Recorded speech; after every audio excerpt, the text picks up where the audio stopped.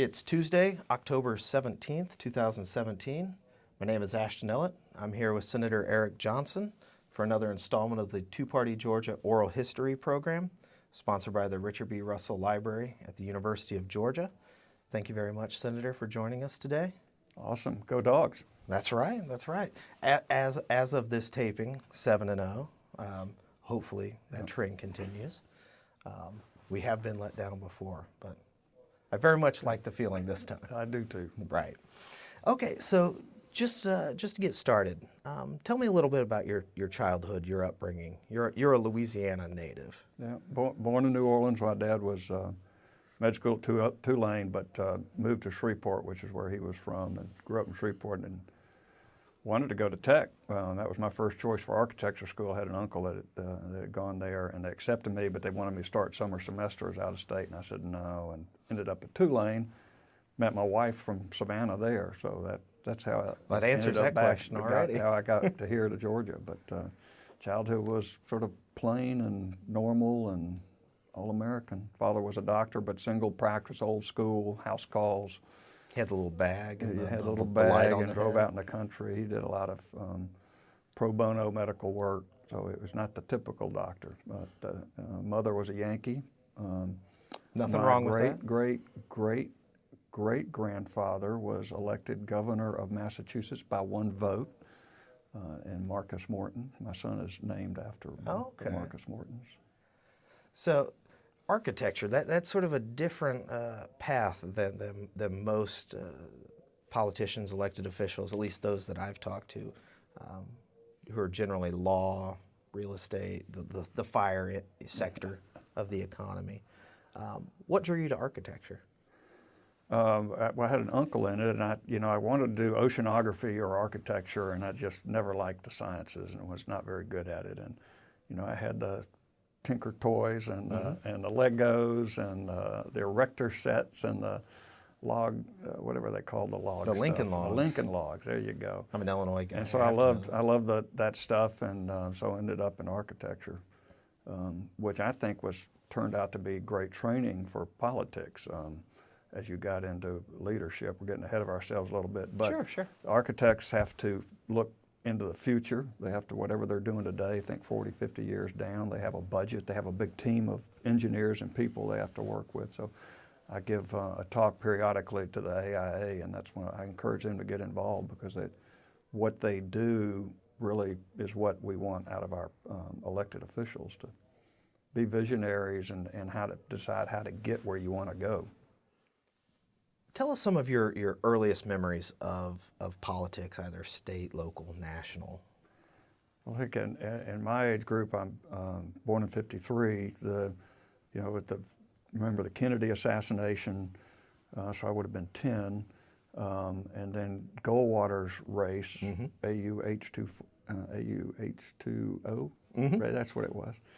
And my father-in-law was a delegate to the Cow Palace. Then. Oh, wow. And then I remember my father one time at the dinner table saying, "This is going to be the end of medicine." And looking back, that must have been Medicare when it all of a sudden was a third party coming into medicine. My parents would call themselves Republicans. Today, I don't know if they were still alive, what they'd call themselves. They were very moderate, sort of passive, we just want good government. So I don't remember them pushing me in either direction. Ideologically. That kind of grew later in my life. But and I remember voting in my first election when they just changed the voting age to 18. I came home from college and voted for Richard Nixon's re-election. You didn't vote for McGovern. No, I'm shocked. I did not vote for McGovern. Most Southerners didn't. I did. The only other thing I remember about the whole Vietnam, and I just finished the Ken Burns series, was calling the White House. Back then, that's how you got in touch with them. And telling them if the enemy was in Cambodia, go get them. So I was not part of the anti-war movement, not really pro-war, but none of my close friends went. Some joined the Guard, and back then there was a lot of college deferments. Right. So, and I'm blind in one eye, so I was never really in line to go. So you mentioned that your wife was your reason for coming to Savannah. Describe Savannah and Chatham County, sort of coastal Georgia as you found it in the late 70s, early 80s. Didn't have River Street. It just crumbling old piers that you could get killed on if you stumbled a little bit too drunk towards the river. Union Camp ran the town, could smell it. The locals said it smelled like money. The rest of us thought it smelled like crap. So they've cleaned up that a lot. And just a sort of a decaying town. Versakis had been mayor for, since Oglethorpe came. So it was sort of the old network, old Savannah town. My wife's parents were not from there, but he was an attorney and relatively prominent, so it sort of helped me kind of get incorporated into my new home. How did you get involved in Republican politics in Savannah? Well, that was about the same time. I just wanted to meet people, Sure. and one of my wife's classmates was Libby Morris, now Libby Kingston. She and Jack Kingston were dating, and they had met in, I guess, college Republican politics here at University of Georgia. And so they said, come to a Young Republican meeting. And I still half-jokingly say if somebody invited me to a Young Democrat meeting, it might have been a lot different. And we met in the SunTrust boardroom, and there might have been 10, 11, 12 people at the meetings. And but I got hooked, became the chairman of the YRs and the next year, and just sort of never looked back. I just ended up kind of liking it as a hobby, and still have friends that were at that table that long ago. That would have been 77, 78. What were the late 70s? Not an auspicious time for Georgia Republicans statewide. What do you remember as the motivating issues that sort of got either the Young Republicans energized or Republicans that you knew and worked with? I'll have to think back at the issues. My motivation was a two-party system. I mean, I tell people back then, the Democrats were conservative, and the Republicans were more of the country club type of folks. So it wasn't an ideological. It was as much to try to give people a choice, a debate, a competition. I mean, the fact that Versakis had served 4 terms or however many terms he had, Talmadge was in office. It just seemed to be the same old people, and all that. It was just, there was no two-party system. There was no competition. In Savannah, the JCs kind of picked who was going to be mayor, and got behind the Democrat, and there was just no, unless you were in the smoke-filled rooms, you weren't going to be a Democratic nominee. Forget the Republicans; they weren't threats. So my involvement was just more, let's get a competition, let's get a debate, let's talk about issues. So did your party work begin at the local level or the county level? Yes, yeah. I started ended up county party chairman. I forget which year that was, and then I started running some campaigns, county commission races, state representatives. Ran Jack Kingston's race for state representative, and that's when you printed out the little green and white computer things, and then you stuck mailing labels on postcards and put them in walks. I mean, it was old school, but it was grassroots, and we did it smart, and outworked candidates. Kingston, for example, went to every house in his district 3 times and beat the incumbent Bobby Phillips for state representative. And that was in '84? That was in '84. Mm-hmm. So, were you also involved in Mac Mattingly's campaign? I was chairman of the Young Republicans when he started running, and nobody thought he could beat Talmadge. So the older party, nobody really got involved, and I ended up chairing the Mattingly campaign in Chatham County, and then did not think he was going to win. Did not go to Atlanta. Besides, that was a big trip for a young guy anyway. So I was down in Camden County on an architectural project and got a phone message that Mac had won, and that's the next morning. You remember they didn't know that the AJC had the wrong headlight. They had to count the votes in Cobb County. And that kind of nailed me into politics. All right, this was fun.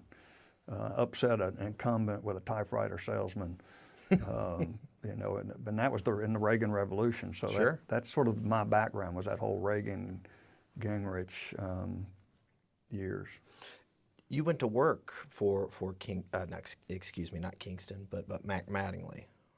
Did 2 years as a regional director out of Savannah.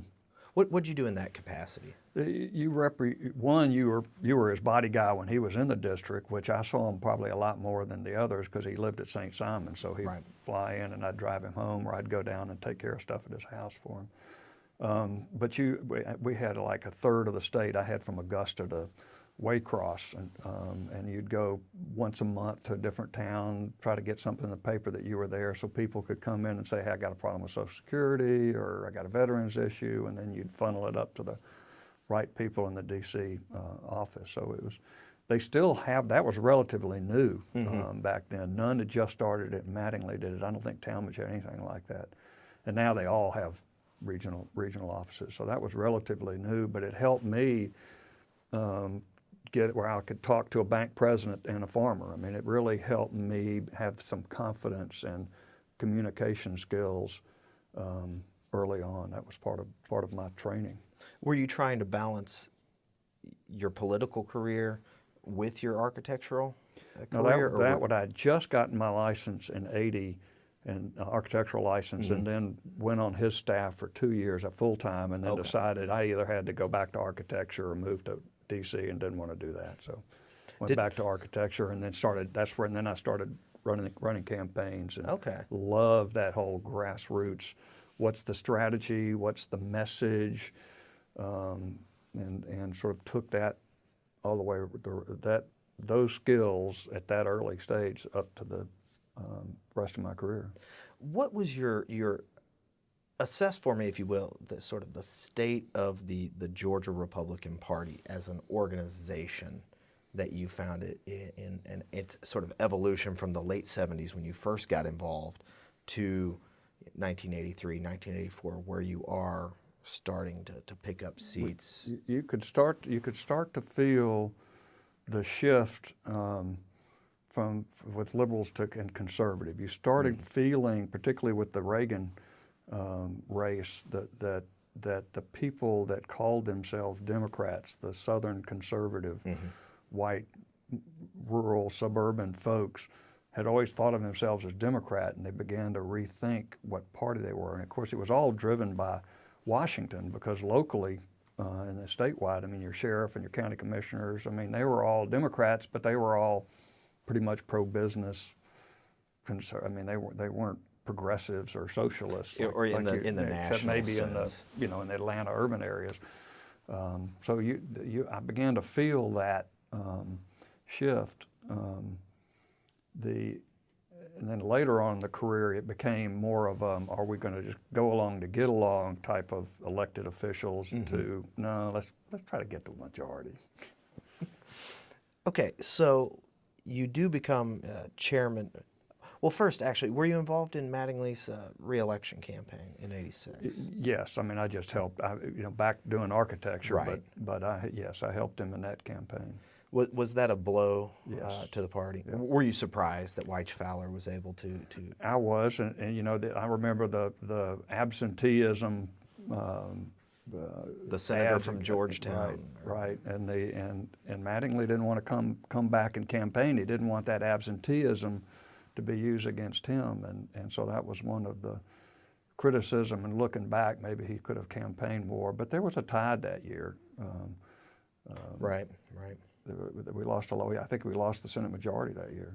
I believe so. Yes. So it wasn't just Mattingly. There was I guess that midterm election of the second term of a president. Second midterm. Not very good for party in power. Correct. So you come back into politics more directly as county chairman around '87 or so.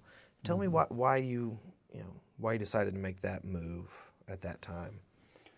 Well, people approach you, and it's your turn. Nobody else will do it, or only somebody nobody likes wants to do it. So, and I still, I felt gifted at it. I mean, I felt comfortable in politics, and was following the issues, reading the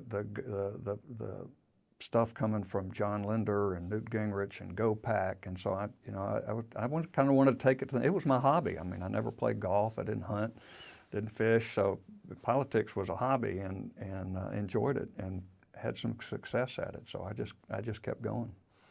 This is right around the time, 87, 88, we mentioned before the camera started rolling, the Pat Robertson campaign, the 1988 presidential campaign, where there's a bit of friction between sort of the insurgent Christian right and what were described as either the establishment or the party regulars or something. Walk me through sort of that election cycle and the factionalism that was going on. A bit of friction. A bit of friction. Is one way to put it.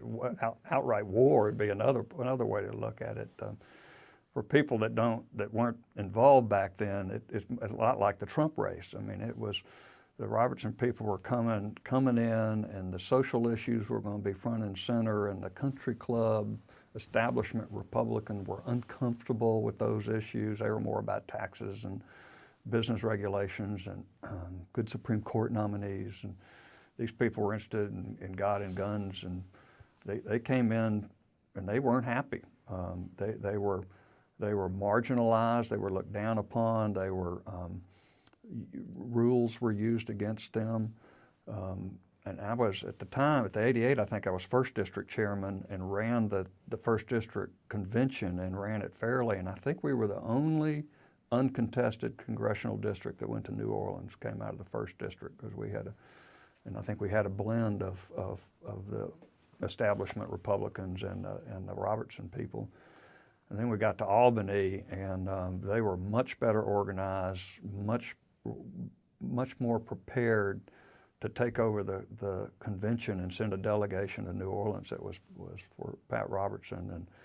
And I was on the credentials, and there was a big fight there. And then on the floor of the district convention, they were clearly going to win the fight. So we ultimately, I forget who chaired the convention, probably Alec Poitevin or Stuckey. John Stuckey. John Stuckey. John Stuckey was the ended up closing down the convention and letting the executive committee make all the decisions. And legend has it John Stuckey, when he dismissed or adjourned the convention, slammed his gavel down so hard he broke it. That's the legend, and I'll have to ask him if that's actually true. I don't remember, but there was a lot of tempers that day. And as we talked earlier, though, I think that began to build the majority party in Georgia, because the Robertson people did not go away. They said, we're going to come back, we're going to know the rules, we're going to know the process, we're going to know the precinct meetings is where it all starts. And as they stayed involved and learned the rules, they got more accepted, as people who were going to help build the party, and that coalition ultimately helped us take over Georgia later. We talked about how the Robertson supporters, the Christian right, sort of seemed to appear out of nowhere. Would these individuals have been conservative Democrats? This was when Joe Frank Harris was governor, who on social issues was far to the right of even most Republicans. What do you think fueled that change of culturally conservative, socially conservative, either Democrats, independents, people who weren't interested in politics, gravitating towards the Republican Party in the 80s and early 90s? I think, again, it was a national, people all focused on Washington and the changes there as the Democrats moved to the left, at least for Southern Democrats, and the Republicans began to began to shift the whole racial debate. Elephants in the Cotton Field is a good book about this. Wayne Greenhall. Yeah, the transformation of Southern Democrats to social conservatives to Republicans. Mm-hmm. So, in your capacity as county chairman, you just mentioned how people really, and this is still true, they focus on Washington, they focus on presidential race. What are the challenges and opportunities that confront county chairmen trying to organize and get people mobilized at the really grassroots level? Well, in the 70s and 80s, you only needed enough money to run a Xerox copier to have something to hand out and put up a couple of yard signs. It was legwork. So the challenge was finding people who would work to put up the yard signs, to knock on doors, to make phone calls. You could run a state representative race with $5,000, $6,000, $7,000, $8,000. That's not true today? No, it's not true today. Certainly not in a competitive one. So the trick was, and that's where the YRs were so important, and the Republican women were so important. But now it's just all about money. There's very little grassroots needs, and that's part of the problem the Republican Party sees today. Is, they're just going to go debate Obamacare and not run campaigns because it's all about money. So you stepped down as county chairman in '89. Did you stay involved in party matters? Did you keep running campaigns, or were you involved in Jack Kingston's campaign in '92? Jack, now I have to go back and remember my years.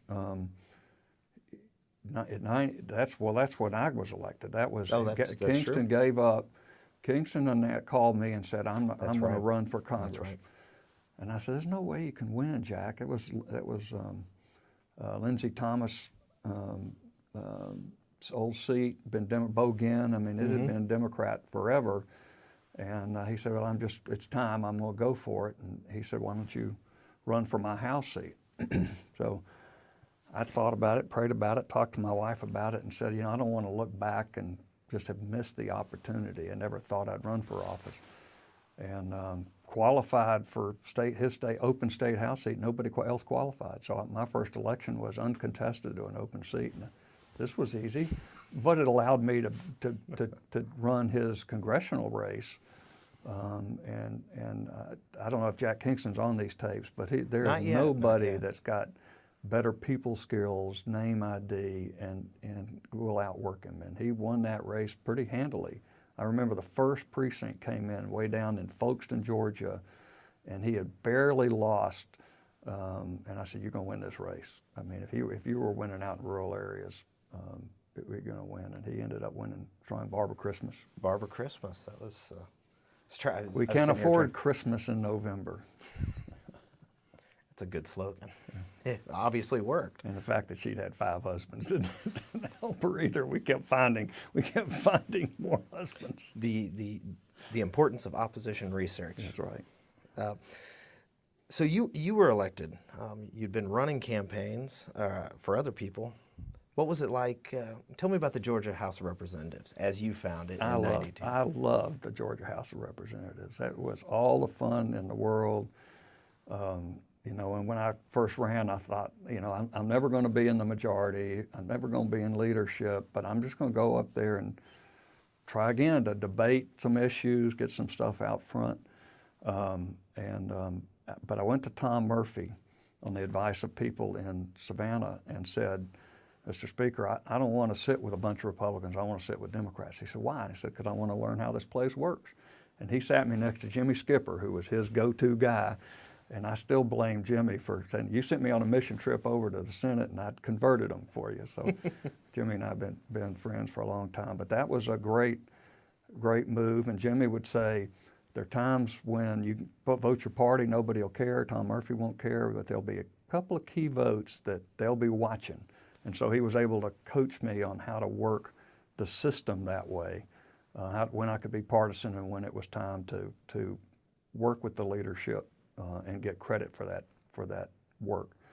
In fact, I didn't put my name on it, but I wrote. They were doing the moment of silence in schools.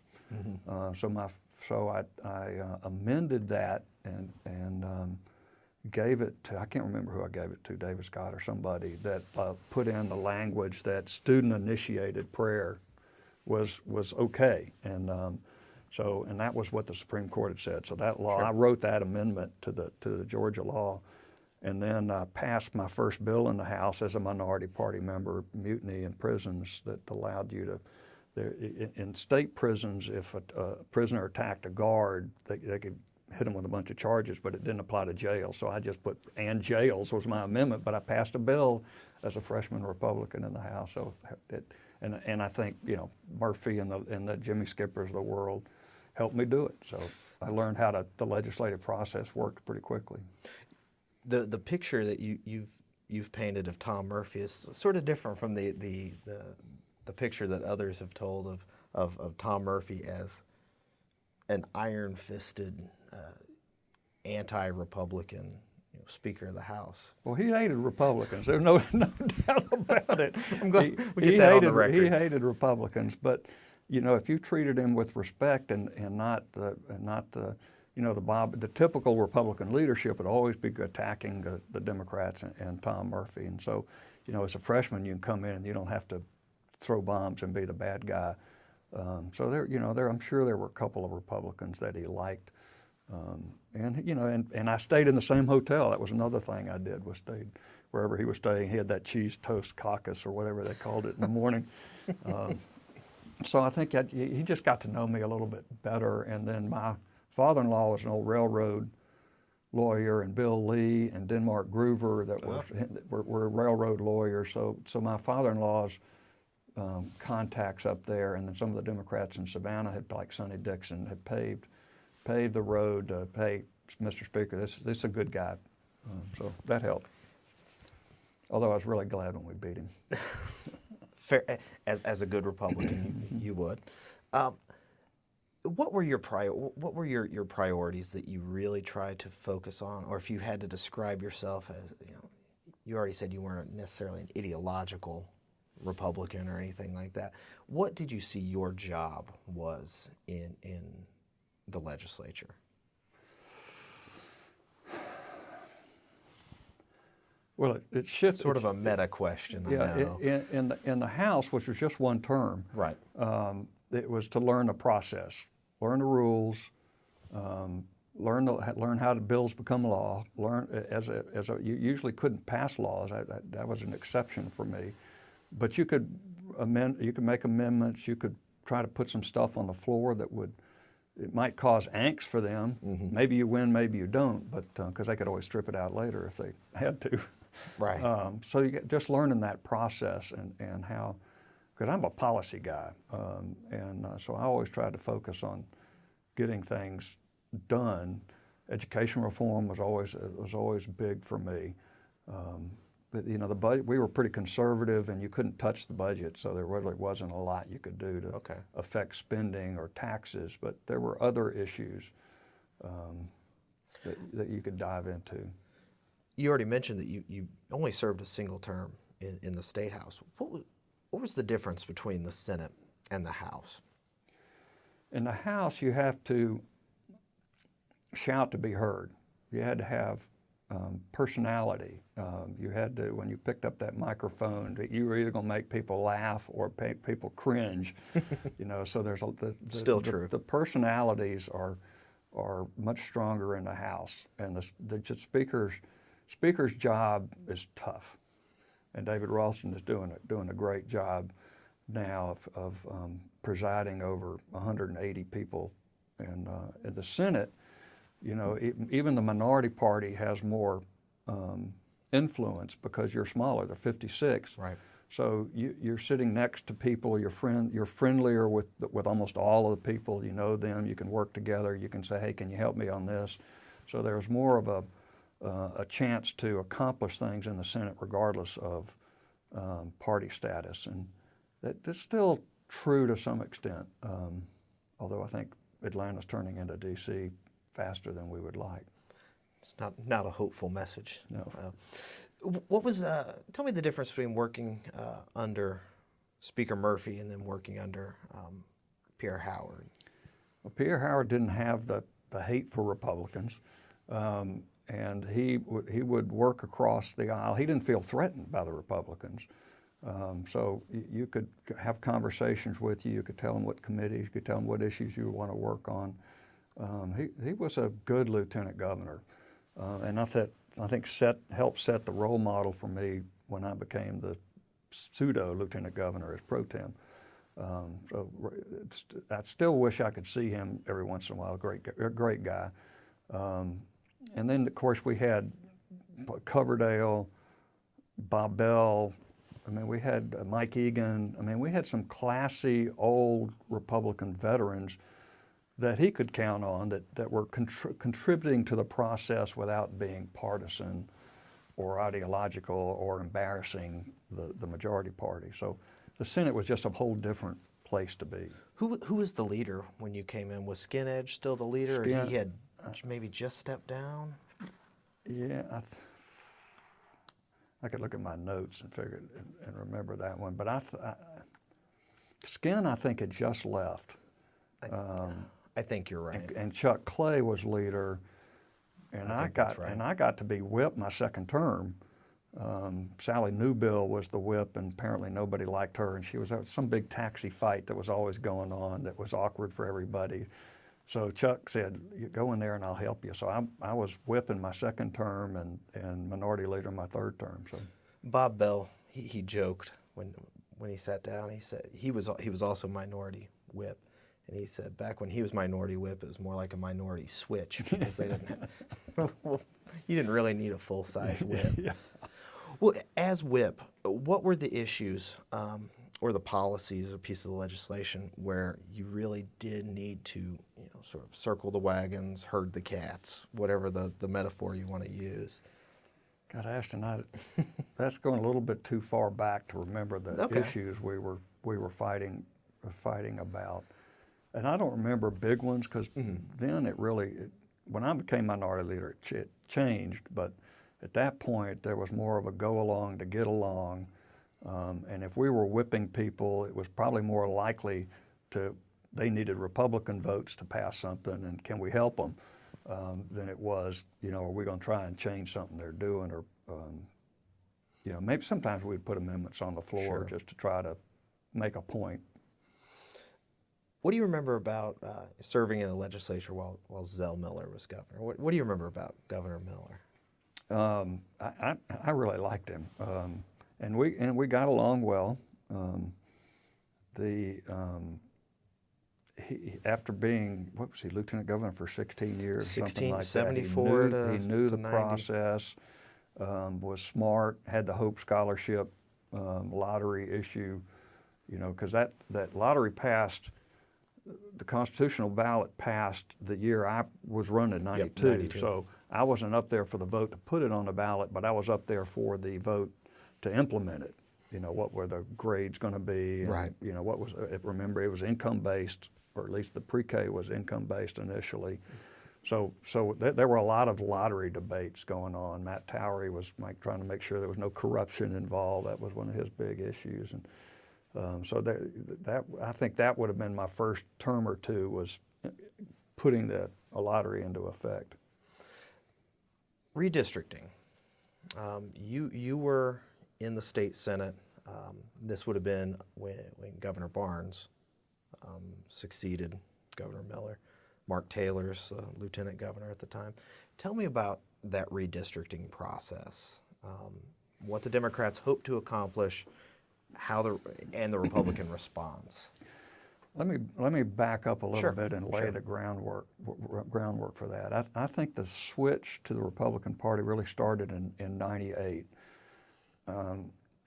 Republicans actually won more votes statewide. Yeah, than the Democrats. That was the year I was minority leader, right. and I was driven to take the majority, not just go along to get along, like some of the old bulls. And I don't say that critically. I mean, they were dealing with 11, 12 vote right. people. The caucus so wasn't they didn't quite have what much to do. But I didn't want to stay in the minority. And so '98 was the year, and then that's when Sonny Perdue and Charles Walker were at war, and Sonny was presiding as pro tem, and I went up and sat in the chair next to him, and I said, "Sonny, have you ever thought about changing parties?" And he looked at me and said, "Yeah, I have." And I said, "Oh my God, what do I do now?"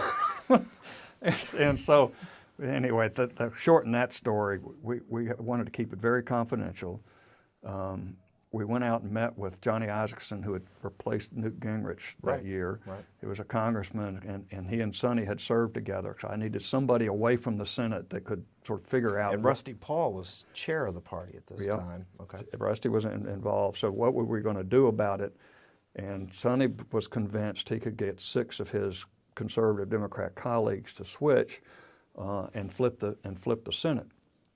But his father got in the emergency room in Macon. He got bogged down. The word leaked out, and Zell Miller and Pierre Howard came down with an iron fist and killed it all. So he was sent to the minority. But by bringing him into our caucus, we now had somebody that could coach us on not just winning, because we kind of knew what to do to try to win, recruit candidates and raise money. But he helped give us a vision of, you guys want to govern, you guys want to run this place, and I can help you. So then 2000, so we recruited candidates all over the state. And in 2000, we picked up 2 seats, but we missed the six seats that we would have taken the majority with by 1,500 votes. Real close. One in Athens was spread around the state. Yeah, 100 or 200 vote in 6 races. 1,500 votes kept us. I wept that night at the state party headquarters. Linda Hammer just came out. I sat on back, still literally weeping. I was so exhausted. But that set up redistricting, because they knew at that point the Republicans were coming. We've got to do something. And so that's when Bobby Kahn, a Savannah boy, Barnes's right-hand guy, chief of staff, and I guess they all came up with this, looking at the Supreme Court decisions, and we can do multi-member districts, and we got a 5% margin, so we can pack Republicans into 5% really Republican areas and spread out the Democrats. And that's what they did. And that's when I spread crime tape across the back of the Senate chamber and got gavelled down by the lieutenant governor. I also remember 9/11. I was driving back up from Savannah that morning, and I was about in Macon. And my daughter called and said a plane had hit the World Trade Center, and that by the time I got to Atlanta, we knew it was on purpose. And we watched in the Secretary of Senate's office the towers come down, decided to go in, and I, of course, as minority leader in decisions like that, I was involved. We'd go in, say a prayer, because we had to convene, because we'd adjourned to come back that morning. So we convened, said a prayer, and adjourned. That's right, because this is a special session. It was a redistricting session. Right. So that afternoon, the Democrats were in their conference committee designing those lines, and I remember some quote about where the terrorists are in the Capitol, something to that effect, because I still remember that, they were being brutal in that redistricting. And if you ever saw my map, my district, first district, looked like a dead dog. It went from the South Carolina line to the Florida line, just hitting a Republican island. So I couldn't even drive down my district, and that wasn't the worst one. And those maps are incredible if anybody wants to go back and look at them. They won that battle and passed it. We've mentioned Rusty Paul and Chuck Clay. In the legislature, how much working relationship did you have with the state party, the various chairmen, executive directors? We had a close relationship. In fact, when Ralph Reed was chairman and Lynn Westmoreland was the minority leader in the House, we had a deal that we could set up our own PAC inside the party. There was a legal way to, we had to give them the money, but we could sell where to spend it. So, and they would match it. So if we raised $1,000, we had $2,000 in the bank, and then we could pick where those races, so we could target races. That was another thing that I tried to bring to the table, was targeting. In the old days, we got to be fair. So, we got 12 Republicans running, so let's give them all $500. Instead of saying that guy and that guy and that guy don't have a chance, that guy needs $3,000. So we did more targeting. So Lynn and I worked very closely with the state party on fundraising and on candidate recruitment, candidate training. You mentioned Ralph Reed. Ralph Reed was sort of the poster boy of the Christian right, the Christian Coalition. It's a national executive director. How does he make that transition from sort of the insurgent, cultural conservative to as establishment as you can get, the chairman of the Georgia Republican Party? Well, it was that hunger to win. It was that wonder to finally be able to take over, and at that point, remember, there was a lot more ideological difference between the parties than when I started. By that time, the Democrats were for more taxes and more government, and less freedoms, and by that time, pretty much the conservatives were shifting over to the Republican, over whether it was guns or abortion or prayer in school or whatever it is that moved them over. So redistricting occurs in 2001, upheld, and those are the maps. 2002 rolls around, an election year. On the Republican side, you have Sonny Perdue, former Democrat, Bill Byrne, who was the Cobb County chairman, and then Linda Shrinko, who's former state school I think superintendent. she's out of jail. Is she out of jail? We would have to check. From Columbia County. Tell me about what did it mean for a guy like Sonny Perdue from Middle Georgia, Houston County legislator, to be the Republican nominee for governor as opposed to pick an Atlanta Republican or something like that? I think you can look back and see God's hand in play when we didn't flip the Senate with the 6 votes and he got stripped of his committees, which was against Senate rules. That was the Crimea River quote from Mark Taylor when we complained about Sonny losing his committees. And but by putting him in a minority, putting him in purgatory, that raised his stature with Republicans. So for 4 years, he was helping Republicans try to take the Senate back. So that gave him street cred among Republicans. And then I remember Sonny and I going out and Tom Price sitting down with Johnny Isaacson trying to talk him into running for governor. And when he said no, that was basically when we turned to Sonny and said, "You've got to do it because we can't run the same kind of people that we've been running." So he won that primary without runoff. Because very handily. And the Senate the legislative Republicans circled their wagons around him and helped him in their districts. And I think he put in $300,000 of his own money to help get over that hump too. Were you surprised that he was able to beat Roy Barnes in 2002? Yeah, I did go to Atlanta this time. I learned my lesson with Mattingly. So Right. It was the worst plane ride I've ever been on. My wife and I flew up, and it was really stormy and bumpy. It still beats the drive. It has to. Oh yeah. Well, if you live. Fair. But in a car, you can't guarantee that anymore either. True. Anyway, so I don't know that I was expecting him to win, but it was closer than the Mattingly Talmadge polling was. So we decided to be there, and of course, between the attempt to change the flag, the A+ Education Act, and the redistricting, that there was a lot of grassroots anger, and so there was a lot of that was focused at Barnes, and Sonny was the one the benefit of the kind of like Trump was the benefit of the anti-establishment vote last year. So Sonny won, and I remember going down to his war room right about the time Barnes called to concede, and he had a whiteboard with to do, and take Senate was the number one thing on there. And so Tom Price and Sonny Perdue and I sat down and went through a list of who we thought we could. We had picked up 2 seats in spite of the gerrymandering, picked up 2 Senate seats, so we were 3 short. Yeah, 3 short. And so we went around and jumped on, back then it was easier to get private planes, jumped on 2 jets about 2 weeks later and hopscotched around the state and announcing switches. And Rooney Bowen surprised us, so we ended up switching 4, Jack Hill, Don Cheeks, Dan Lee, and Rooney Bowen. So about 2 weeks after Sonny was elected, we had the majority of Republicans, but we hadn't convened, so we didn't have that process in place. But we took the Senate after the election. Without getting into specifics, what was your pitch to these? I don't want you to divulge anything confidential, but what was your general pitch to somebody like Jack Hill, who the old saying was Jack Hill could probably get elected as a communist from his district? We gave him appropriations.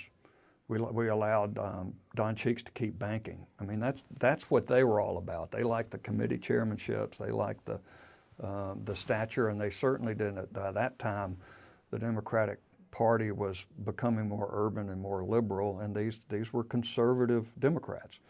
We tried to get Tim Golden, and he didn't come. It was more, and that wasn't.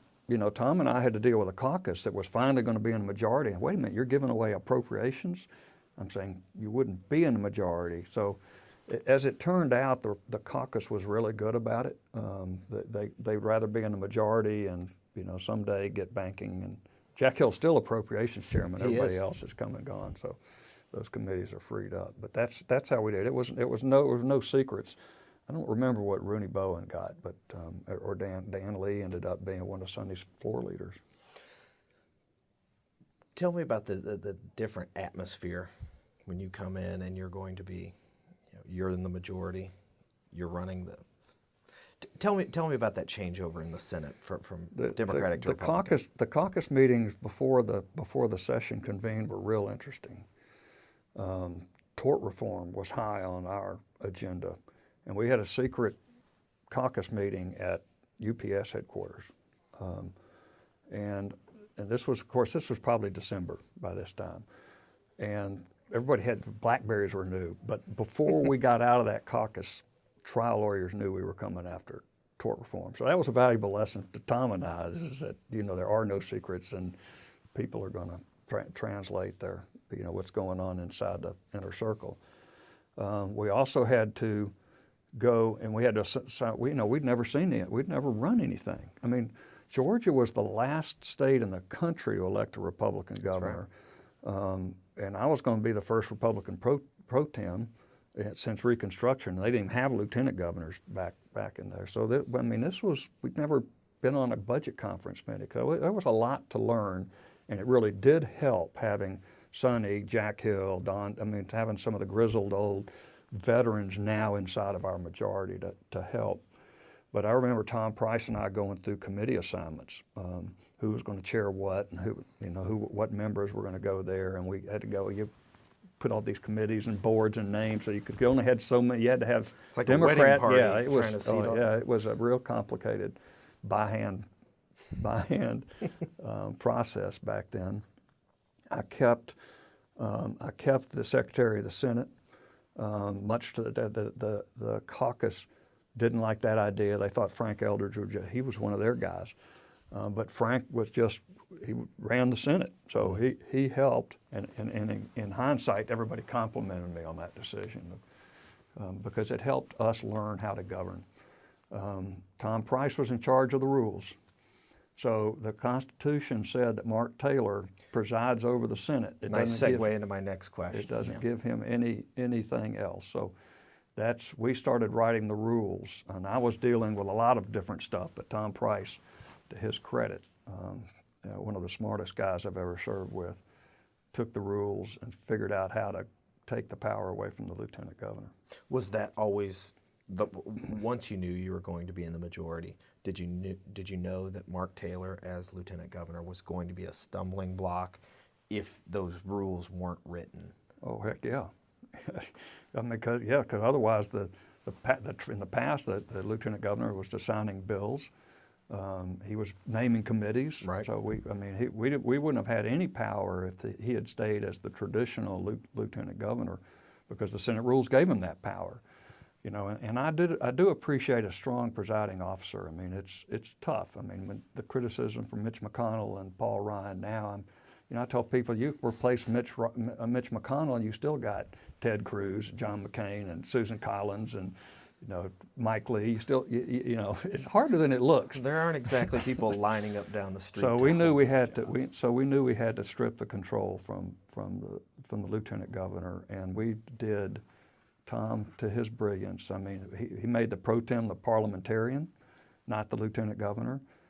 We wrote a rule that if there was hands raised to be recognized, he had to recognize the pro tem first, the majority leader second, and then anybody else, so that we could always make the motion to adjourn or whatever procedural motion we needed to control the thing. And the thing that hurt Mark the most was the parliamentarian. He thought, at least let me be the parliamentarian. But he banged the gavel, and after we settled in, Tom and I would go down and sit with him every morning, go through bill assignments, and then he would read them off. So I mean, we were telling him what to read from the podium, but he handled it. He handled it like a man. You know, it was a very awkward situation for him. Sure.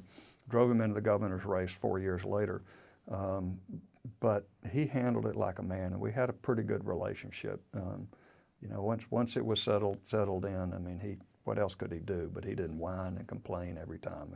We settled into a working relationship. Republicans take the House in 2004, 2005, and that's when there's a mid-decade redistricting. Tell me about the thought process leading up to that special reapportionment process. Well, there's a lot of legal work going on. Sure. Ann Lewis and Frank Strickland were the lawyers. With Sonny as governor, it made it a whole lot easier to raise money to pay for the lawyers. And that was the House and the Senate were all together on that. If I remember correctly, the House still had multi-member, or maybe they. I'm trying to remember. I believe so. Yeah. You really need to dig from into 2001, the legal stuff, because that was pretty fascinating. 2001, so we sued in 2001, Johnson versus Barnes, and went all the way to the Supreme Court, got kicked back down to the local court, got kicked back into the General Assembly to redraw Senate maps, and that had helped us in 2002. Then we won the big case, and I have a picture in my office of all of us high-fiving in Sonny's office when the decision came down for the General Assembly to redraw the lines. Of course, Democrats in the House and the Republicans now in the Senate weren't going to agree on anything, so it went to a 3-judge panel. And to their credit, they drew 2 Democrats and 1 Republican judges, and they drew fair, compact, which is all we ever wanted. Give us fair, compact, equally sized districts, and we'll win. And they did, and so we took the House in 2004. But before then, after Sonny was elected, we also had a battle for Speaker.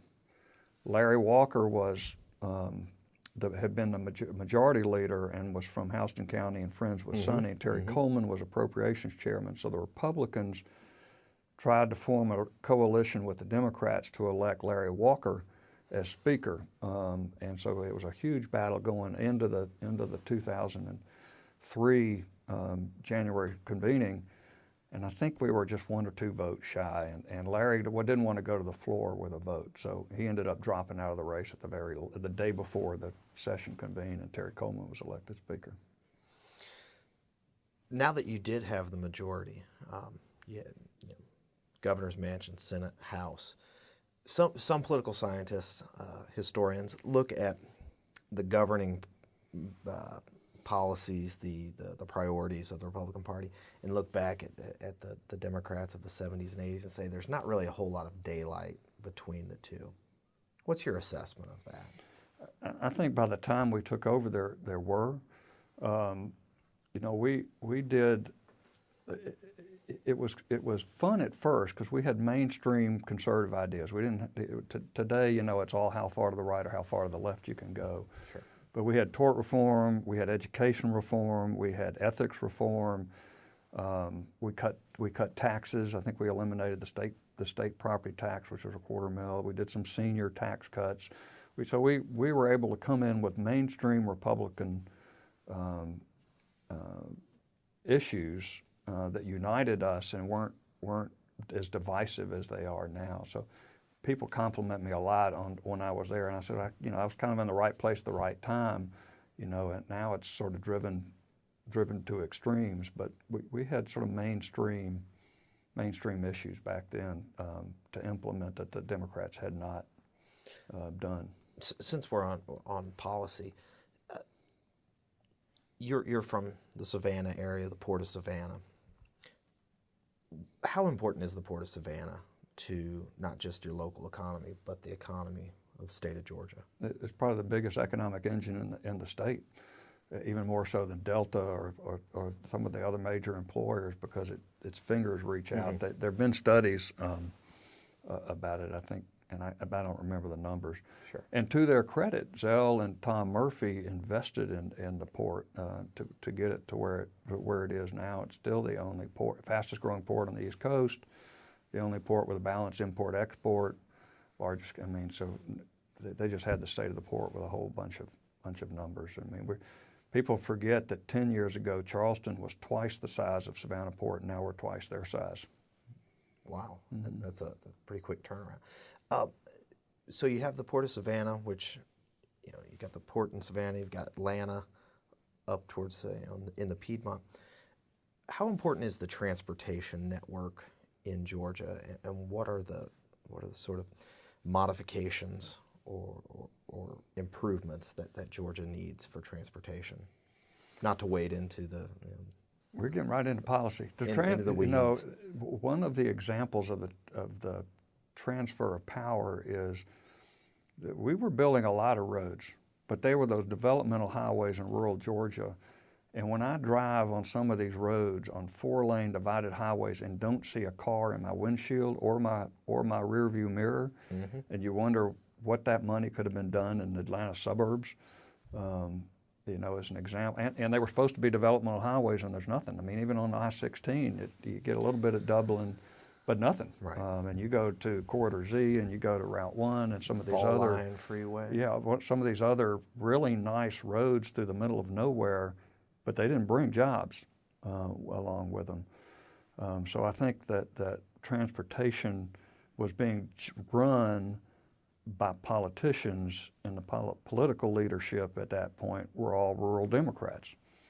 So they were bringing home the bacon, whether it was the right thing to do or not. Do you think we've reached, something of a political inflection point where, like you say, there are rural Democrats, now rural Republicans, who for a very long time have been resistant to send more money, more tax dollars to Metro Atlanta for be it roads, light rail, heavy rail? Have we reached a point where the traffic, the congestion issues in metropolitan Atlanta, everybody recognizes that something has to be done in these urban and suburban metropolitan areas? And even though I was gone, to give credit to the Republicans for passing the funding for transportation, which included a gas tax, and thank goodness for them, the gas prices plummeted instead of increased. Right. So nobody felt the pain, and everybody is seeing slowly the benefit. I don't know that we can spend our way out of transportation issues now. I don't know Atlanta's bad, but so are other cities. Sure. I think the expanding MARTA is going to be difficult just because of the cost of real estate. I think we need to keep trying, and we need to keep investing, particularly in rail, although I'm not a big proponent for fixed rail outside of Atlanta, because I think that's old. That's 18th century technology. Rolling, luxury buses with Wi-Fi and coffee and Fox News on the TV screen is probably a better way to go. But inside the Atlanta area, it's going to be MARTA, and it already looks like it's going to go regional. But I've always been the theory that we can't build our way out of it. That technology is going to be there'll be more telecommuting. Look, we're already getting stuff sent to us that we can try on and send back. It's hurting brick and mortar, but we don't have to drive there. Sure. Movies, you just watch them on your iPhone and put them up on the screen. You don't have to go to the movie theater. FaceTime and Skype. And now, I don't know about you, but my dinner comes to me on the porch. The Blue Apron guy. Yeah, or HelloFresh. HelloFresh. We've tested them all. We're HelloFresh fans. Okay. But those are great. So I think that in education, distance learning, telemedicine. So I think over time, technology is going to improve traffic more than we can spend a whole bunch of money and pay a bunch of stuff. Self-driving cars will improve traffic because you won't have all the rubbernecking at wrecks and stuff. I'm on the road to Atlanta at least 2-3 times a week. And sometimes you wonder. 316, there's no traffic there. Oh, the drive from West Paces Ferry to 316 is... Don't get me started. But anyway, so, not to, whiplash from policy to politics, but Sonny Perdue was reelected in 2006, term limited, so there was an election in 2010. Originally, if I remember correctly, you were going to run for lieutenant governor. I did. You did. Yeah, I announced. I still have some of the paraphernalia from that race. Tell me, your name wasn't on the ballot for lieutenant well, governor. when we elected Casey Cagle as lieutenant governor, first Republican lieutenant governor ever, because in the old days it was the pro tem. I said, okay, my career is done. I mean, I've accomplished what I originally got started for. We're a two-party system, and I thought that when people ask me my biggest accomplishment, I tell them going from the minority to the majority and putting the right people in place and no scandals. And my favorite legislative accomplishment was special needs vouchers, our one and only voucher program. But and then I watched the House, where the Republicans in the new majority were enjoying their status a little bit too much. Is that a polite way to put it? Probably as polite as we're going to get. So it was either go home or stay involved and run for lieutenant governor, because Casey was announced for governor. So that took a lot of prayer and thought. I mean, running statewide, particularly for a guy from Savannah who really was never interested in running for office in the first place. But I decided to do it. David Schaefer and I were going to run for lieutenant governor, and I was out there for a year starting to build up the campaign and networking, and putting together a finance team. And then Casey had to have back surgery. That's right. Spinal surgery, and that was the year of the Tea Party, too. If you remember, that was the year the Tea Party was starting. A big rally. In fact, I had just left a Tea Party rally in Macon and in Houston County, and Casey called me and said he was switching. And so, what was I going to either run against an incumbent who was a friend, or retire and go home? But I looked at the governor's race, and John Oxendine, no fan, Karen Handel, no fan, and said, I can do this. If I hadn't have been running for lieutenant governor for a year, I wouldn't have had the courage to jump into a governor's race. But I already had some network and finance, and the finance team was encouraging it. Virgil Williams, Zell Miller's old chief of staff and big backer, called me and said he would help me raise money. Okay. And Virgil that was a real important call to me. So and then Casey said he would stay out of our race, and he did. And a lot of his people shifted over to me. He never endorsed Deal, which is part of the tension between the Deal and Cagle camp, I think. So Casey kept his word, stayed out of that race. Schaefer went back to the Senate, decided not to run for lieutenant governor or governor, and sort of the rest is history. You've mentioned, and there were some others who ran in that race as well, including a legislator from coastal Georgia whose name escaped. Jeff Chapman. He probably kept me from being a governor. Brian wouldn't mind, but Brian Robinson, that's his theory, is that the run, they probably wouldn't, they being the Deal campaign, probably wouldn't have made the runoff had Chapman not been in the race. And that issue with Jekyll Island. We had voted in the legislature, and I'd supported to build a new convention center and to start to rebuild in Jekyll Island, and he represented that coastal area and didn't like that, so that's what got him. And of course, he was Tom Price and I and Bill Stevens and the next majority leader in the time. We always had to deal with Jeff Chapman because he was always, if you told him the sky was blue, it'd be red, just to make a point. He was one of those guys, and now there are a whole bunch of them. Oh, sure. But we just had Jeff. So, but I was, I still look back on that race. I was 2% under Nathan as a state senator from Savannah, going up against two constitutional officers and a Republican congressman from the most Republican district. But I wasn't necessarily in it to win or make. I just wanted to. I'm going to go for this. Why not?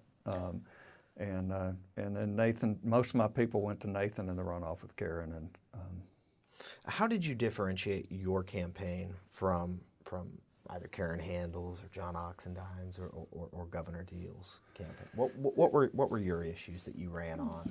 Well, education reform and the money following a child, which is very controversial, that probably hurt me a little bit too, to the extent that the Republicans in the suburban areas didn't like talk about. We don't use the word vouchers; we say school choice. So that was always one that we talked about.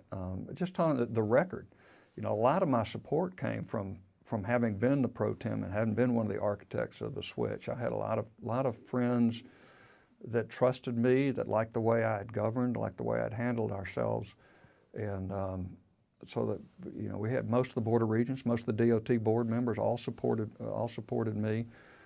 I just didn't have enough name ID. We tried to use the pro-business, the architect, long-range planning, and I was at far enough. Most of the race I was 3, 4, 5% because we were hoarding our money till the end. So Oxendine and Handel and Deal were all sort of shooting it. Deal was just focused on getting his people out, so it really was a Handel-Oxendine race, and they were cutting each other up, and we ended up passing Oxendine and finishing third. I think we beat John in Gwinnett County, if I remember correctly, but I couldn't get into the metro. We spent $2.5 million, closed the gap to almost third, almost second, and but I didn't have any money for Macon or Augusta or Columbus. I had and I tell candidates now that if you can't be on TV, now it's changing. There's a lot more money going to social media these days. Right. Than there were back then. It was all TV back then. But as soon as we started spending money, we climbed. I think part of it was that everybody had been fighting with each other. Deal was an ex-Democrat, older congressman, so he was exactly what the Tea Party didn't want at those years. So we just kind of kept ourselves under the radar screen, worked hard, and tried to just be the solid governing person you're looking for, that next Sonny Perdue. The other thing I think hurt me was the Karen Handel. The Perdue people were split. Right. I mean, I had half and she had half, and if one of us hadn't been in the race, the other one probably would have won because the Perdue camp would have been consolidated. Is there anything you could have done as a Savannah Republican to crack the ruby red metro districts? No, I think ultimately I did pretty well with in the metro areas. I mean, I don't remember all the numbers, but I did pretty well up there once we went up on TV. I got killed in Columbus and Augusta and Macon. They were going with the higher name ID, Gotcha. Handel and Oxendine. Could remember Oxendine had been on the ballot 4 times. Handel had been chairman of the largest county in the state in Fulton County, and then Secretary of State for 2 terms, and then Sonny Perdue's chief of staff. So they were all much better known than, nobody knows who a President Pro Tem is except for the insiders. So I didn't get the name ID even during my role as virtually lieutenant governor for 4 years. Did you remain active in party politics after you retired, or was this sort of playing catch up? Well, we helped Deal, and then he put me on the Economic Development Board, which I appreciated, and then I went back to architecture. I had given it up at the peak of my powers. I couldn't do it, so I was working with a real estate development firm, making a little money with them, and that was part of where I got to that decision of, just like I did when I worked for Mattingly, I got to either do this or go home. So I went back to the practice, went back to the same firm that I'd originally been with, and now serve as president of that firm, and have an office in Atlanta and Savannah, and travel back and forth, and love everything but the Henry County leg. It's only going to get worse in Henry County before it gets better. Economic Development Board, an extremely heady time to be in economic development in Georgia. So the movie industry, Georgia's always been at the forefront of industrial recruitment, and then later in the service industry and the technology industry. What do you think makes Georgia, and this was obviously a very big pitch for Nathan Deal's reelection campaign, the so-called #1 place to do business? Well, it's logistics. I mean, between Hartsfield is the #1 airport in the world, and the Georgia ports, which is next to New York, I think the biggest port on the East Coast, that from a manufacturing point of view and a logistics point of view, make a lot of sense. And then you throw in the Georgia Tech brand, and you throw in the financial Atlanta, business community. We don't have real racial problems like some of the other states. We've just sort of grown up together, and I think there's a good working. Look at Kasim Reed and Nathan Deal have partnered up on a lot of issues, economic development. So, and it's very competitive. So everybody kind of sticks together, try to. I'm still upset that we didn't get Volvo, but maybe Amazon. But Gulfstream's doing well. Gulfstream, the Gulfstream, that's part of General Dynamics now, down in Savannah.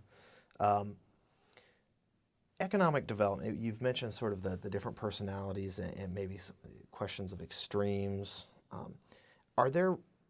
How significant are the divisions within the Republican Party when it comes to economic development versus maybe ideological purity? The issue that I always bring up is the so-called religious liberty bill, the RFRA. Well, let's talk for a second about the ideological split in Yeah, general. let's do that. What I argue with people that as much as I sometimes question what my party is doing, just like we sometimes question our football team, the only thing that's helping Republicans is the Democrats. I mean, they're worse. I mean, they've become a socialist minority party. They want to raise the minimum wage to $25 an hour, and so they're over here. And the Republican Party now has a libertarian wing, a social conservative wing, a big government, a big business wing. So it's so Republicans nationally and at the state level, you're seeing the tension that the majority party has that the Democrats had when we took over, and we exacerbated, we wedged them, the Sonny Perdue, Charles Walker split. So I caution my Republicans that they, and Washington is even a better example, that y'all better get your act together and find a way to get things done, or the Democrats are going to walk right between the two factions. So back on economic development, RFRA, as far as I know, RFRA is the big issue that is potentially harming economic development, and it's real frustrating to me because RFRA doesn't do anything. It's just become a cause celeb. I mean, the feds have RFRA, but nobody's prosecuting anybody. You've got some isolated birthday cakes for gays, or the fireman in Atlanta that wrote a book. So you have some isolated incidences that the proponents use to say this is why we need the law. And if I had been governor, I think I might have given a heated lecture to some of the big business people in my office of why they were letting this become. They were exploding it. They were causing a bigger wedge than needed to be happening. Now, what happens next year in the session? All the Republicans running for governor have said they'll support RFRA, but in my experience, there's always a way to let bills die without fingerprints on them. So we'll see what happens, because with the hunt for Amazon, Deal vetoed it once and he'd veto it again, but I don't think Amazon would look at that as a good thing. I think Amazon wants it to go away. Now, whether we have a realistic shot at Amazon headquarters, I don't know. But it does. It's just gone. It's so far out of the bottle now that it's the perception, like in North Carolina, is it's going to hurt you if you pass it, or Indiana. Indiana's a good example. That did it. So beyond that, what allows the divisions, the factional divisions within the now majority party? What enables those to grow or to sort of fester? Is it just simply, when you're in the minority, it's easier to be an opponent than to actually govern? Or That's part of it. It's easier to vote no.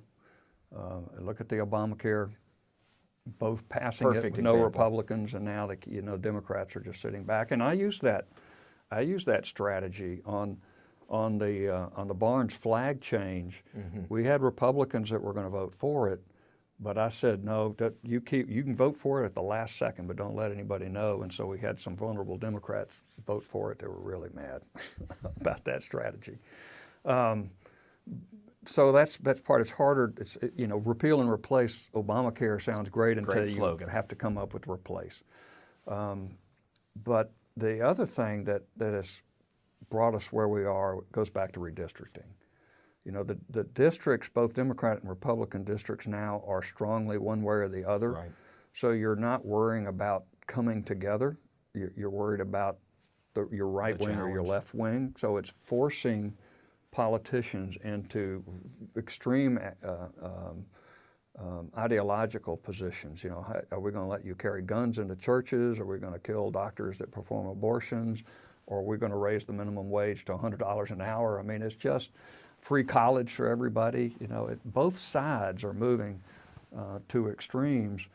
And even if you try to do the right thing, and I helped Kasim Reed when he was in the Senate and Shirley pass the penny tax for their water sewer when I was there.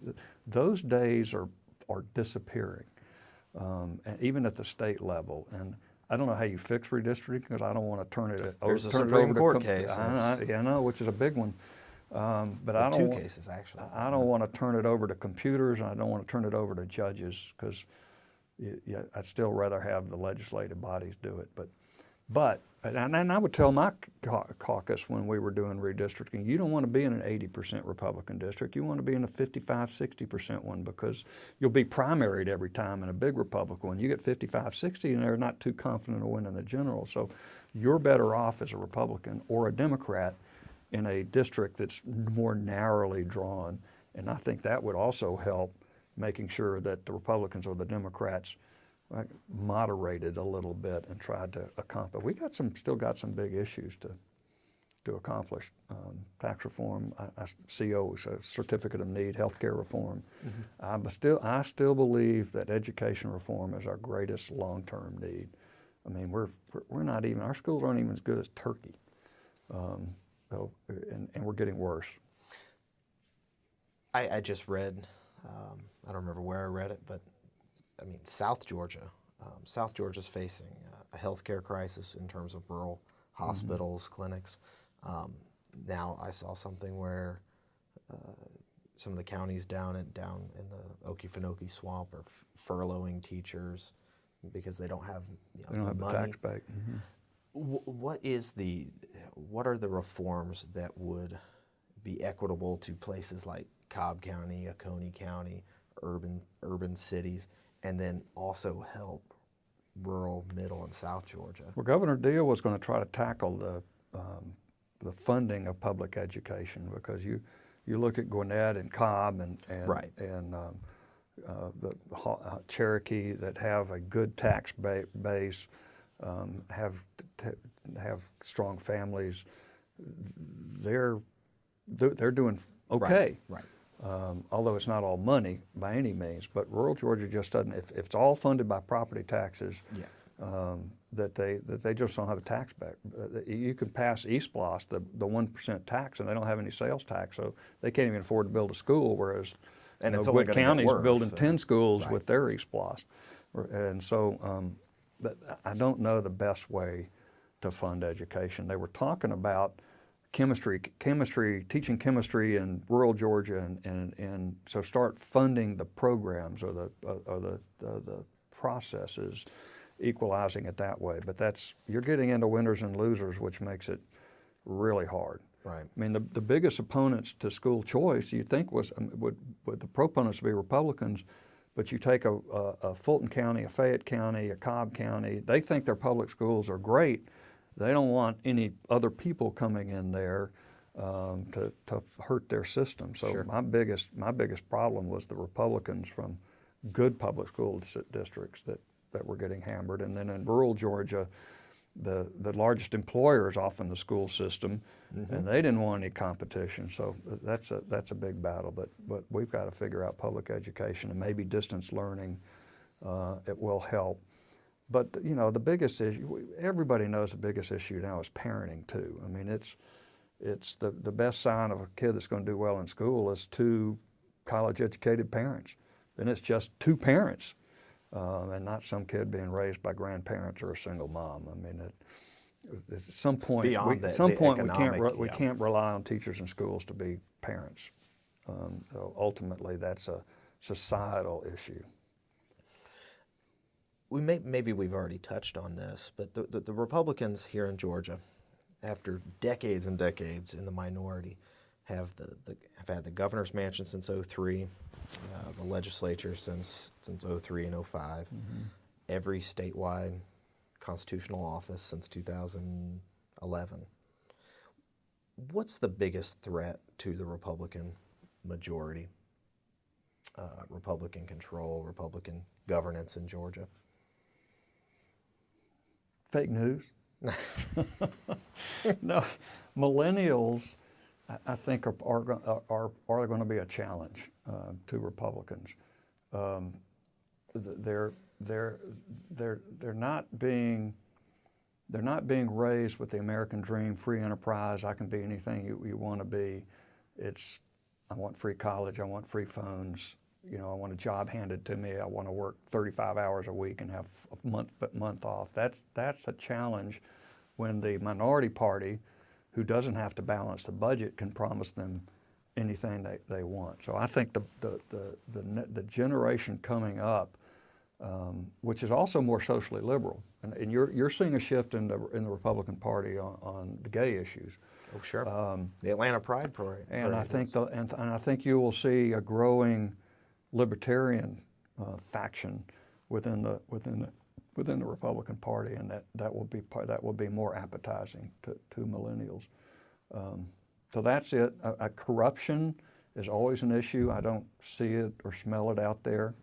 So I think there's always going to be some bad apples everywhere, but I don't see a scandal bringing down the Republicans. South Carolina, of course, is already still getting hit pretty hard with some lobbyist money and favoritism, but I don't see that in Georgia.